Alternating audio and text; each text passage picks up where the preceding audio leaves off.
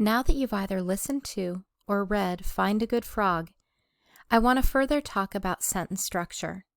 Hopefully, as you listen to my explanation, you'll further understand how you can make sentence structure different in your piece and why it's helpful to do so.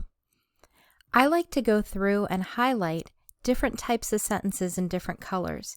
It visually shows me where the author is making changes, trying to add emphasis or interest.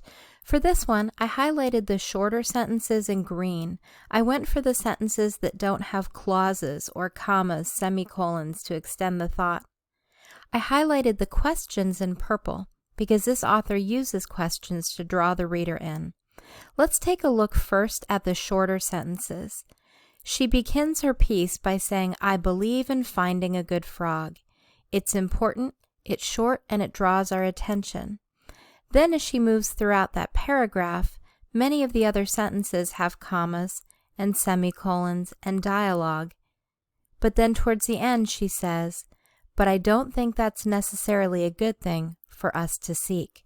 Again, another short sentence that draws our attention. Just like a song has longer verses and then a shorter chorus, good writers look at the length of their sentences. If you have longer sentences and then a short one, we notice because it changes things. You'll also notice in that first paragraph, she decided to use several questions. And they all lived happily ever after. Isn't that the conclusion in many children's films? That engages the reader. We have the urge to respond because that's what we do in real life when we get a question. Later in that paragraph, we all want to be Cinderella, who gets swept off her feet by the hot prince. We want to live in the royal castle, right? She's trying to get us to agree with her, and again, she's changing the structure. When we go from shorter sentence to question to longer sentences to question to shorter sentence, we see there's a definite pattern. It makes us think. It keeps us involved. If every sentence was the same length, if every sentence was long and had lots of commas in it, we'd kind of get numb to the rhythm of the story.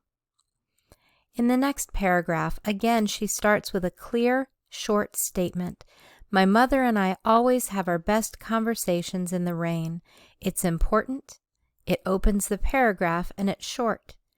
Much of the rest of that paragraph is longer with those clauses attached with commas, more dialogue. There are two shorter pieces, "So we sit," and "He's a damn good frog." Those two again are shorter to catch our attention, and right towards the end she includes several questions. Who wants to think that you'll never find Prince Charming? You'll never get to be Cinderella? Another thought that struck my mind, if my mom says there's no Prince Charming, then what's my dad? A frog? Again, you can see how asking those questions makes us as the reader want to participate. And in the last paragraph, again, she includes two shorter sentences. You can't expect everything to be perfect, which is a really big point of the piece. Often when an author changes the length of a sentence or does a short one, there's meaning to it. And then later in that, it's so easy to be picky. And then she spends the rest of the paragraph talking about why you shouldn't be. Ultimately, I hope that as you've read this, you noticed a few things. First, she used some very good but understandable language. Second, Delia altered her sentences so they didn't all look the same. The questions engaged the reader. The shorter sentences often highlighted a point she wanted to make. And finally, she clearly stated her belief.